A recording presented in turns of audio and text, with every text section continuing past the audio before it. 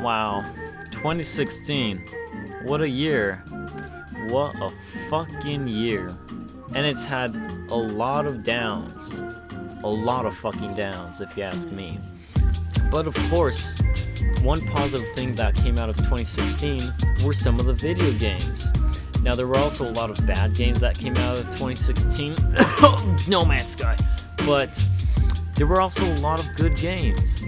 Now, I'm making a list of my top 5 favorite games of 2016, and yeah, it's only 5, not 10, because unfortunately I didn't get the opportunity to play a lot of the titles that released last year. For example, I never got to play XCOM 2, which is a shame. I never got to play Titanfall 2, which sucks because I heard both those games kicked ass. There were also a few other titles I missed out on, but I was still able to get my hands on some of the, what I think were some of the best games that released this year, and that's what I'm going to be talking about. These are my top 5 games of 2016.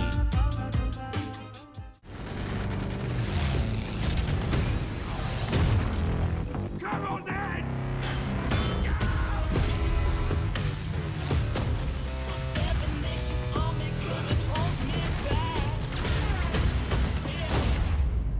Number 5 on my list is Battlefield 1. DICE really put a lot of hard work and effort into Battlefield 1. I really enjoyed the game, and I think it's a great concept on everything they've worked on it. I feel like DICE took a step forwards, or should I say backwards, in using a World War I setting instead of doing some futuristic bullshit like Call of Duty has been for the past 7 fucking years now, I think. It's been a while.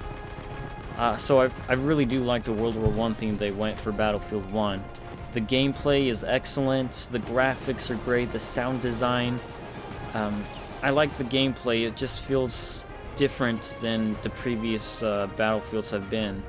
It feels more heavier, a little clunkier, but in a good way. The combat gets really intense at times with 30 versus 30 matches. I fucking love it when the tanks and the blimps and the trains roll out and just start devastating the battlefield. It gets really intense at times, and I really like the work that DICE put into this. Now it's number 5 on my list. The reason why it's not any higher is because the campaign was kind of short. It wasn't bad, but they could have put more work into it. Like Bad Company 2 had a great campaign when that released a while ago. They could have done something like that. And the multiplayer is great too, but I currently have no friends to play it with, so playing by myself gets a little tiring. But, you know, I shouldn't let that lower my score. The multiplayer is still excellent after all. So yeah, those are my thoughts on Battlefield 1. If you haven't had the chance to pick it up, you should do it. It was one of the hottest games of 2016, and it'll still be probably one of the hottest games of 2017.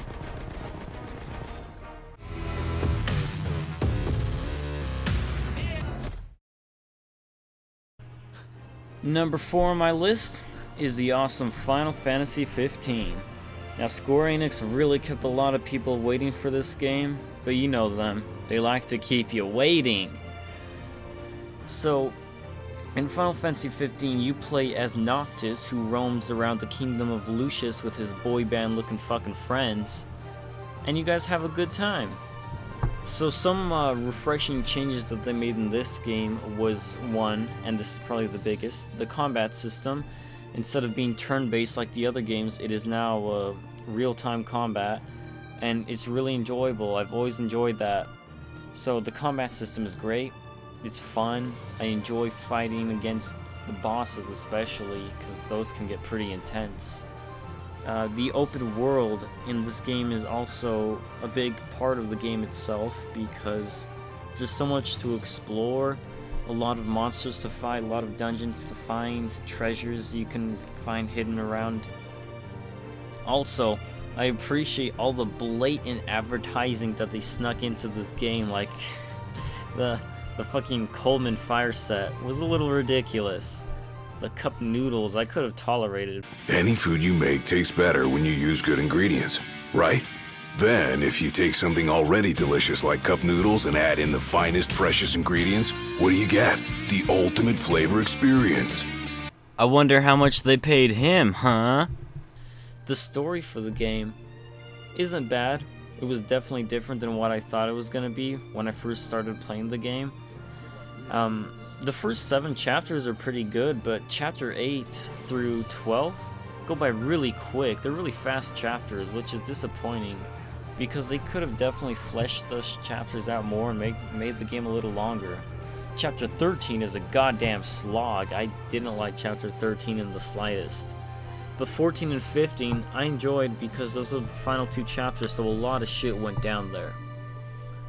Overall, Final Fantasy 15 was a great game. Oh, and one more thing before I forget, the chocobos. The chocobos are probably the best thing about the game. I really had fun just riding around the map on a chocobo, jumping around.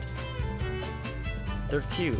I mean, chocobos are fucking fantastic creatures. So yeah, if you haven't played Final Fantasy 15 yet, definitely pick it up. That's why it's number 4 on my list of 2016.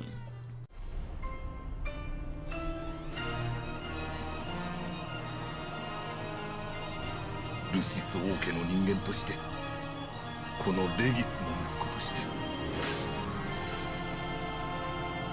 常に胸を張れ。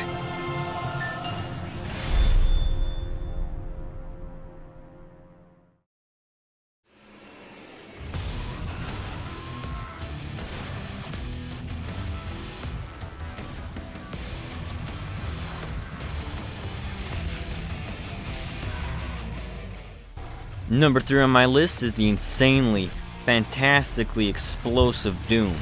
Now, I loved this game. Doom was the very first game I've played as a kid, and I'm talking about the first Doom, of course. So when I heard that they were doing a remake, I was excited. I didn't know if they could have made it any better than the first one was because I really liked it. But I gotta say, these guys really blew me out of the water with how great the game was. The game is explosive, it's fast-paced, everything is in your face. It's crazy and wild. I love just running and gunning, blasting demon heads off. I just liked the whole game. Now the story, of course, isn't a perfect story, but it's not bad, nothing to complain about. Wasn't holding the game down for me. The game took me about 14 hours to complete on the campaign mode, and I played on one of the harder difficulties. And it wasn't too hard to play. It felt a little challenging at parts, but not impossible. It was enjoyable. Now, I also really appreciate that the studio added in some additional features, like snap map and multiplayer. I know a lot of people bitched about the multiplayer, said it didn't feel original, it wasn't that good, but I actually had a fun time in the multiplayer. I don't know what the fuck they were complaining about. So yeah, I mean, overall, I really enjoyed my time with Doom 2016. And I don't know if they're ever going to do any other Doom games in the future, but if they do, then I'm pretty sure it'll be just as awesome as this one. If you don't have Doom yet, I'd really recommend buying it. You'll have a fun time.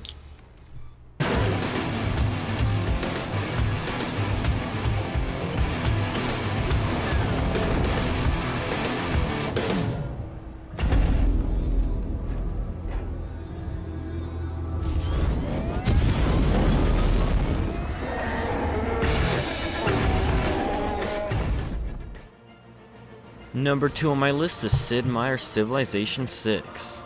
Now, I'm a big fan of the Civilization series. I've played several of the other titles in the series, and I have almost 1,000 hours on Civ 5 alone. I could have learned a new damn language by now with all those hours. Now, when I heard they were making a Civ 6, I was a little skeptical because I didn't think that they could have made a better Civilization than 5. I thought 5 was the fucking best. But boy, was I proven wrong. 6 has so many improvements that it feels like a much better game than 5 was. So yeah, it's really improved upon here. Also, when I first saw the in-game art, I wasn't a fan of it. I thought it looked too cartoonish and stupid. But after playing Civ 6 for a couple hours, I actually started liking the art. It works. It looks great. This game has a lot of improvements and changes on it that were different from Civ 5, which is great because everything just works perfectly. One of the big things that they changed in this one was the great person system. In the old game, when you earned a great person, you know, either if it was a great engineer, they would just speed up production. That's it. If it was a scientist, they'd get you a technology, give you a boost of science, that's it.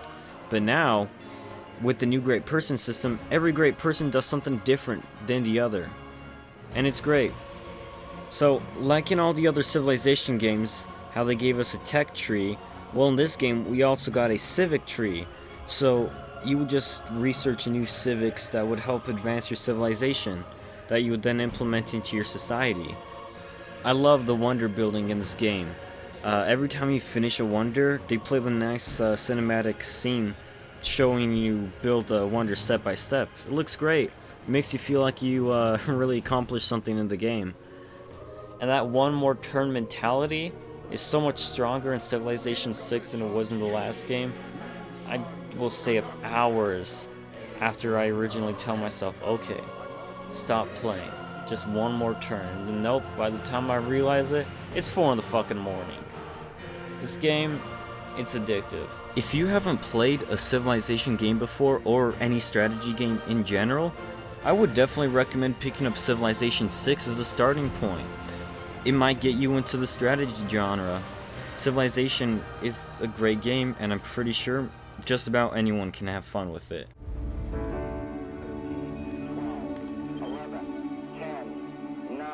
It is the nature of humankind to push itself toward the horizon. We test our limits. We face our fears. We rise to the challenge and become something greater than ourselves. A civilization.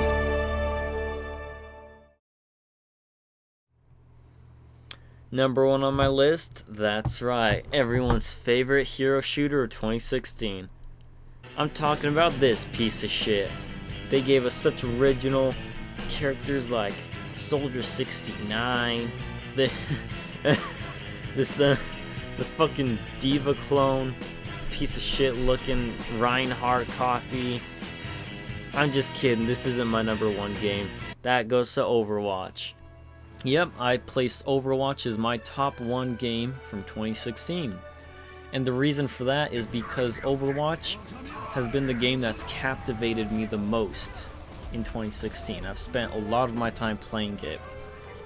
I think I have almost 300 hours on that game alone that I put in 2016, so yeah. I've wasted a lot of my life playing that game. It's the game that I started making my YouTube channel on. So yeah, I mean, the game has a lot of significance to me. And Blizzard, they've just done so much for the game. They've put a lot of attention to detail, especially with the characters. I love all the characters of Overwatch, except for Hanzo, he can fuck off. But, as I was saying, Blizzard, they've just put a lot of attention to detail to make all of these characters unique. They all have their own unique backstories.